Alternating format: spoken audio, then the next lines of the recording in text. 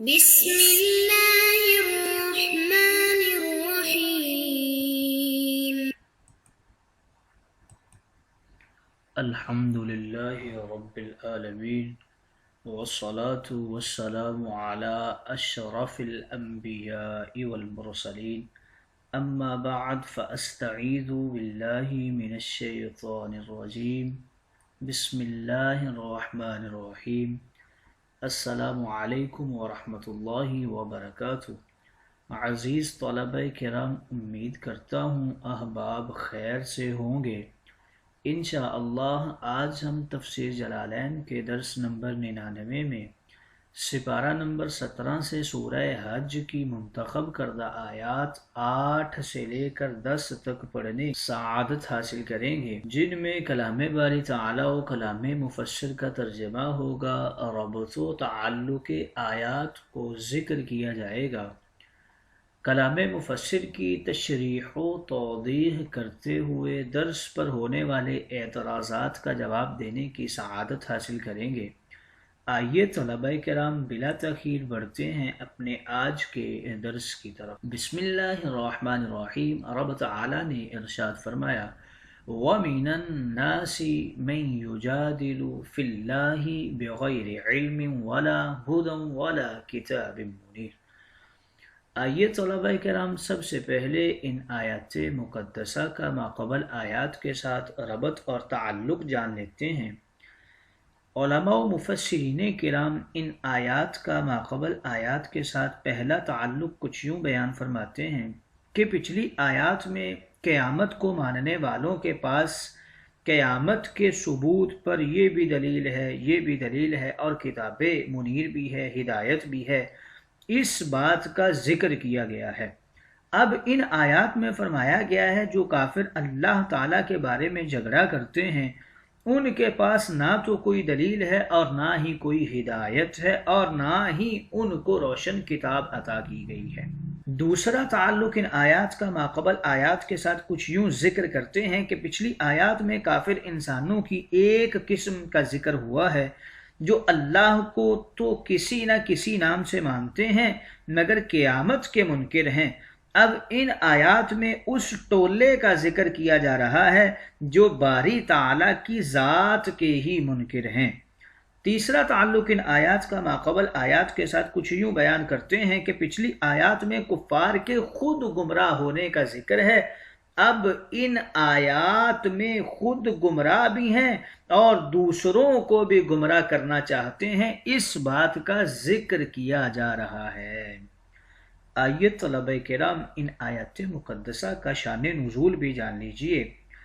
ایک دفعہ ابو جہل اپنے ساتھیوں کے ساتھ اللہ تعالیٰ کی صفات اور قدرتوں کے منکر جو لوگ تھے ان میں کھڑا واضح نصیحت اور بیان کر رہا تھا اور صحابہ کرام سے راہ چلتے ہوئے ان باتوں کے اوپر جھگڑا کر لیا کرتا تھا۔ اسی طرح نوجوان صحابہ کا گزر ہوا اور صحابہ نے اس کو رستے پہ دیکھا تو اسے گھیر لیا اور اس سے اس کی ان بیہودہ بکواسات کے اوپر دلیل مانگی تو گھبرا کر جان چھڑا کر بھاگنے لگا، اور اسی پر پھر رب تعالیٰ نے ان آیات مقدسہ کو نازل کیا کہ یہ ایسے بدبخت ہیں، یہ رب تعالیٰ کی ذات کے بارے میں جھگڑا کرتے ہیں، ان کے پاس تو کوئی علم بھی نہیں ہے، ہدایت بھی نہیں ہے اور کتاب منیر بھی انہیں نہیں دی گئی۔ آئیے طلبہ کرام ربط و تعلق آیات کے بعد بڑھتے ہیں آج کے درس کے ترجمہ کی طرف۔ بسم اللہ الرحمن الرحیم۔ رب تعالی نے ارشاد فرمایا، وَمِنَ النَّاسِ مَن يُجَادِلُ فِي اللَّهِ بِغَيْرِ عِلْمٍ وَلَا هُدًى وَلَا كِتَابٍ مُنِيرٍ۔ یہ آیت مقدسہ ابو جہل کے بارے میں نازل ہوئی تھی، اور بعض لوگ ایسے ہوتے ہیں جو اللہ تعالیٰ کی ذات کے بارے میں جھگڑا کرتے ہیں، نہ ان کے پاس رب تعالیٰ کے حوالے سے کسی قسم کی کوئی واقفیت ہوتی ہے، نہ کوئی ان کے پاس دلیل ہوتی ہے، نہ ان کے پاس کوئی ہدایت ہوتی ہے، اور وہ بغیر روشن کتاب کے، یعنی ایسی کتاب جو ان کے لیے نور ہو، اس کتاب کے بغیر ہی وہ رب تعالیٰ کی ذات کے بارے میں جھگڑا کرنے میں لگے رہتے ہیں۔ ثانی عطفہ، یعنی وہ پہلو تہی کرتے ہیں، اعراض کر لیتے ہیں۔ بتا رہے ہیں کہ ثانی عطفہ یہ یجادل سے حال واقع ہو رہا ہے، یعنی وہ لوگ متکبرانہ طور پر ایمان سے گردن کو موڑ لیتے ہیں، اعراض کر لیتے ہیں۔ والعطف، یہ جو عطف ہی کا عطف ہے، اس کا معنی کر رہے ہیں دائیں یا بائیں جانب کو کہتے ہیں، یعنی پہلو تہی کر لیتے ہیں، خود کو ایمان سے موڑ لیتے ہیں متکبرانہ طور پر۔ لیدل، وہ چاہتے کیا ہیں؟ تاکہ وہ گمراہ کر دیں اللہ کے رستے سے، لوگوں کو اللہ کے رستے سے گمراہ کر دیں، اس کے دین سے بہکا دیں۔ بتا رہے ہیں کہ یہ یا کی فتح کے ساتھ بھی پڑھ سکتے ہیں اسے، اور ضمہ کے ساتھ بھی پڑھ سکتے ہیں۔ اگر ضمہ کے ساتھ پڑھیں گے تو باب افعال سے لیدل، جس طرح اس قراءت کے اندر مذکور ہے، تو اس کا معنی گمراہ کرنے والا ہوگا۔ اگر فتح کے ساتھ پڑھیں گے مجرد سے تو خود گمراہی کا ذکر ہوگا، یعنی اللہ کے راہ سے، اس کے دین سے لوگوں کو گمراہ کرتے ہیں، تو ایسے بدبخت اور کافر کے لیے دنیا میں بھی عذاب اور رسوائی ہے۔ اور عذاب کیسا؟ فقتل یوم بدر، بدر کے دن اس ابو جہل کو قتل کر دیا گیا تھا۔ وَنُذِيقُهُ، اور قیامت کے دن بھی ہم اسے چکھائیں گے عذاب الحریق، جلانے والا عذاب، ایل احراق بالنار، یعنی ہم آگ کے اندر جلا دیں گے اسے۔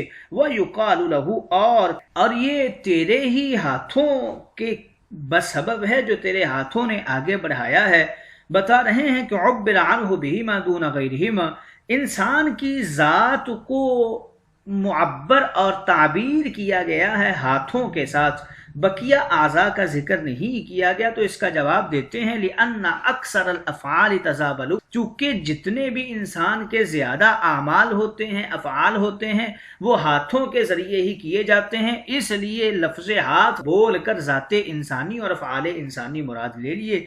وَأَنَّ اللَّهَ، اور بے شک اللہ، لیس بظلام، ای بذی ظلم، رب تعالی ظلم کرنے والا نہیں ہے، للعبید، اپنے بندوں پر، فیعذبہم بغیر ذنب، یہ کہ رب تعالی اپنے بندوں کو بغیر گناہ کے ہی عذاب دے دے، ایسا نہیں ہو سکتا، بلکہ ان کا جو عذاب ہے انہی نے اپنے ہاتھوں سے کمایا ہوا ہے۔ آئیے طلبہ کرام، ترجمہ کے بعد بڑھتے ہیں آج کے درس کی تشریح و توضیح کی طرف۔ یہ آیت مقدسہ ابو جہل کے بارے میں نازل ہوئی ہیں، جو صحابہ کرام کو رستوں کے اوپر تنگ کیا کرتا تھا، لڑائیاں کیا کرتا تھا۔ تو ایک دن صحابہ کرام نے اس سے دلیل مانگ لی۔ اب جب دلیل مانگی تو پھر خاموش ہو گیا، اور اپنے کسی بھی موقف کے اوپر، کسی بھی دعوے کے اوپر کوئی دلیل نہیں دے سکا۔ طلباء کرام جانیے کہ دنیا کے اندر 3 قسم کے انسان ہوتے ہیں۔ کچھ وہ لوگ ہوتے ہیں جو اتباع اور تقلید کرتے ہیں، اور کچھ وہ لوگ ہوتے ہیں جو اپنی اتباع کرانے والے ہوتے ہیں، اور کچھ وہ لوگ ہوتے ہیں جو ہر وقت وسوسے میں پڑے رہتے ہیں کہ پتہ نہیں کون سچا ہے کون جھوٹا ہے۔ پہلی قسم کے جو لوگ ہیں وہ اپنے دین و عقائد اور پیشواؤں رہنماؤں کو بچانے، سچا کہنے، سمجھنے کے لیے مجادلہ مباحثہ کرتے ہیں، اور دوسری قسم کے لوگ دوسرے لوگوں کو گمراہ کرنے کے لیے اپنا مقتدی، مقلد اور پیروکار بنا لیتے ہیں، اور خود گمراہ رہنے کے لیے مخالفوں کو جھوٹا کرنے کے لیے مجادلہ و مباحثہ کرتے ہیں۔ اور تیسرے لوگ اپنا دین ایمان موقوف رکھتے ہیں اور دنیاوی عیش و آرام کی لالچ میں دین قبول کرتے ہیں۔ ایسے لوگوں کو اگر دنیاوی آرام و سکون، دولت و عشرت ملے اور ملتی رہے تو وہ دین کو سچا سمجھتے رہتے ہیں، اگر ذرا سی بھی تکلیف آ جائے تو دین کو برا سمجھنے لگتے ہیں۔ پہلی قسم کے لوگ عوام ہیں، اگر سچا برحق دین کے لیے مباحثہ کریں اور سچے دین کی حمایت میں ڈٹ جائیں تو ان کا مجادلہ درست باعث ثواب و نجات ہوتا ہے، اسی کو تسلب کہتے ہیں۔ اس مجادلے کے لیے صرف عقل و علم کافی ہے، کیونکہ علم و عقل سمجھداری سے مبادلہ کرنا بھی جائز اور مفید ہوا کرتا ہے۔ دوسری قسم کے جو لوگ ہیں ان کے لیے 3 چیزوں کی ضرورت ہوتی ہے: علم بدیہی یعنی عقلی سمجھداری، علم نظری یعنی دلائل اور استدلال، اور تیسرا کسی کلام الہی کی تائید اور حمایت و روشنی کا ملنا۔ اگر تینوں چیزوں کی دولت ان کے پاس ہو تو وہ برحق اور دنیا و آخرت میں خوشبخت، کامیاب، اور ان کا مجادلہ درست اور لوگوں سے اپنی اقتداء اور تقلید کروانا جائز ہو جاتا ہے۔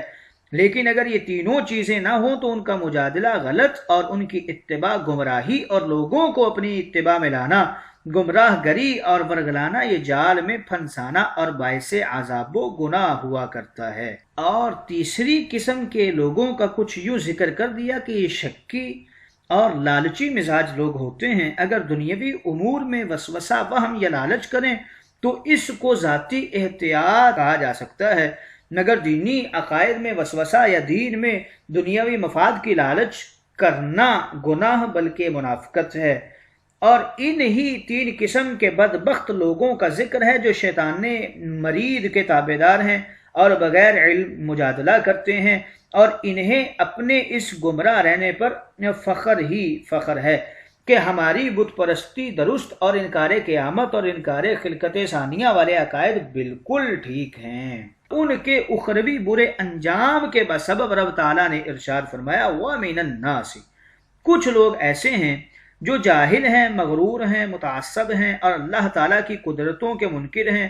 نہ ان کے پاس علم ہے، نہ ان کے پاس ہدایت ہے، نہ ان کے پاس روشن کتاب ہے، وہ پھر بھی اپنی باتوں کے اندر رب تعالیٰ کے ساتھ جھگڑا کرتے ہیں، اور یہ بے عقل اور بے شعور لوگ ہیں۔ ثانی عطفہ، بڑا ناز نخرہ ہے ان میں، اپنی دولت افرادی، قوت و قوم، قبیلے پر سرداری کا بڑا گھمنڈ کرتے ہیں، اور اپنی گردنوں کو حق سے اکڑائے ہوئے دور دور پھرتے ہیں، پہلو تہی کرتے ہیں، سچے ایماندار لوگوں سے منہ پرے کر لیتے ہیں۔ اس مغرورانہ مجادلے کا مقصد لیضل، ان کی خواہش یہ ہے کہ یہ لوگوں کو گمراہ کر دیں جو اسلام کے اوپر چل رہے ہیں، جو غریب ہیں، غلام ہیں، ماتحت ہیں، مزدور ہیں، ان کے اوپر اپنا روب جمائیں اور ان کے اوپر اپنے آپ کو عقل مند ظاہر کریں، اور حالانکہ خود یہ گمراہ ہیں اور خود یہ گھاٹے میں ہیں، ان کے پاس عقل خود کے پاس نہیں ہے، لیکن چاہتے یہ ہیں کہ یہ لوگوں کو دین کے رستے سے ہٹا دے۔ تو پھر سنیں لہو فی الدنیا خزی، اسی بد نصیب گروہ کے لیے دنیا کے اندر ذلت و رسوائیاں ہیں، اور سب نے دیکھا ہی ہے کہ کس طرح پھر انہیں رب تعالیٰ نے بدر کے میدان کے اندر مار دیا اور قتل کروا دیا۔ وَنُذِيقُهُ، ان کا دوسرا انعام یہ ہے قیامت کے دن بھی ہم اسے جلانے والا عذاب چکھائیں گے۔ اس متکبر جگڑالو گمراہ گروہ کو جہنم کا جلانے والا عذاب ملے گا، جو نزع سے شروع ہو کر قبر، حشر تک، اور حشر سے جہنم تک، اور جہنم سے ابدی قیام تک ہمیشہ ہی ہمیشہ رہے گا۔ آخرت اور اس کے عذاب کا جو ابدی سبب ہے اس کا ذکر کر رہے ہیں، ذالک بما قدمت یداک وان اللہ لیس بظلام للعبید۔ اور اخروی عذاب جو ان کے تصور و تخیل میں بھی نہیں ہے، وہ ان کی سوچوں سے بھی زیادہ بڑا اور ہولناک ہوگا۔ اور وہ کیوں ہے؟ وہ ان کے کفریہ شرکیہ عقائد جو ان کے ہاتھوں نے آگے چیزیں بھیجی ہیں، وہ انہی کے سبب ہے۔ تو بتا رہے ہیں کہ یہاں لفظ ہاتھ ذکر کر دیا گیا اور پوری انسان کی ذات کو تعبیر کر لیا گیا لفظ ہاتھ کے ساتھ۔ تو اس کا جواب یہ دیتے ہیں کہ انسان اپنے افعال ہاتھوں سے ہی زیادہ کرتا ہے، اس لیے یہاں پر قدمت یدا کا ہی کہہ دیا ہے۔ رب تعالیٰ نے ان مجادلین کو دنیاوی ذلتوں سے بھی ہمکنار کیا ہے۔ ابو جہل ہو گیا، ابن خلف ہو گیا، نضر بن حارث ہو گیا، اور ان کے جتنے چھوٹے بڑے عمراء تھے اور سرداران مکہ تھے، اور دیگر کفار ملا کر 70 افراد جو تھے وہ بدر میں قتل کروا دیے تھے رب نے، اور ان کو ادھر موت دے دی تھی، اور باقی کفار کو ذلیل و خوار کر کے سامان چھوڑنے پر مجبور کر دیا تھا اور وہ بھاگ گئے تھے۔ تو یہ ان کی لہو فی الدنیا خزیٌ کا عالم تھا کہ رب تعالیٰ نے انہیں کس طرح دنیا کے اندر ذلیل کر دیا۔ وَأَنَّ اللَّهَ لَيْسَ بِظَلَّامٍ لِّلْعَبِيدِ، اور اللہ تعالیٰ اپنے بندوں کے اوپر ظلم نہیں کرتا، اپنے بندوں کو بغیر گناہ کے وہ عذاب نہیں دیتا۔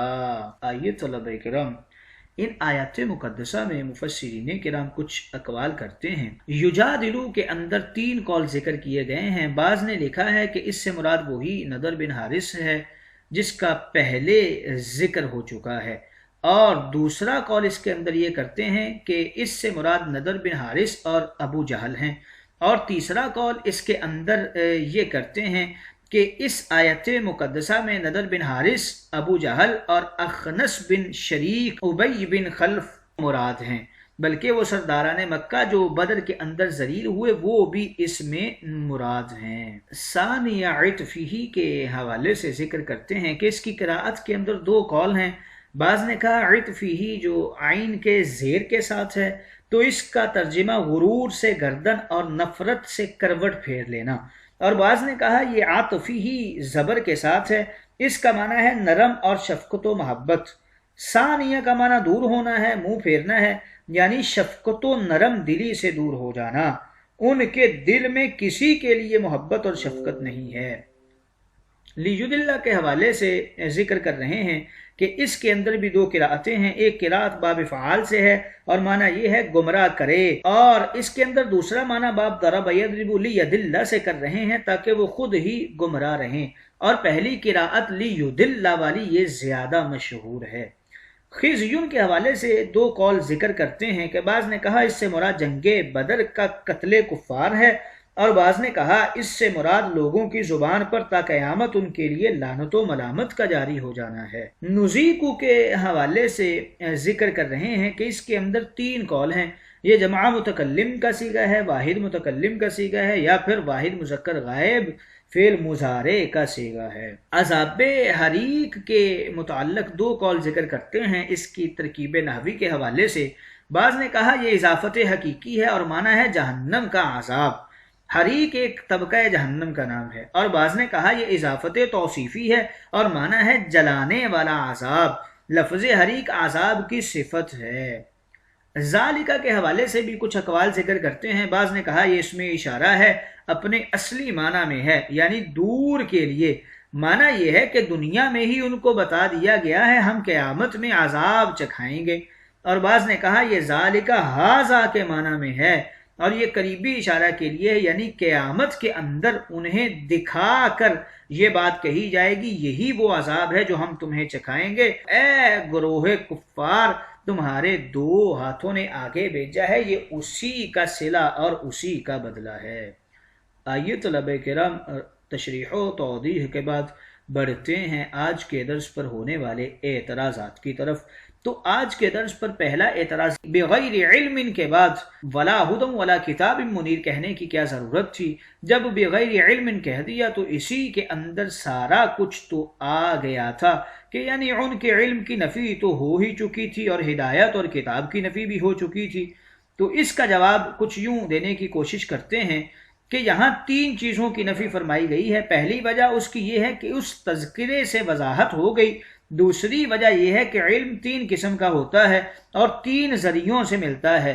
پہلا علم فطری ہوتا ہے، یہ قدرتی آ جاتا ہے، اور دوسرا علم جو کسی کے بتانے سے آتا ہے اس کو ہدایت کہتے ہیں، اور تیسرا علم جو پڑھنے سے آتا ہے اس کے لیے کتاب کی ضرورت ہوتی ہے۔ تو گویا 3 چیزوں کا ذکر کر کے تینوں علوم کی نفی کر دی ہے۔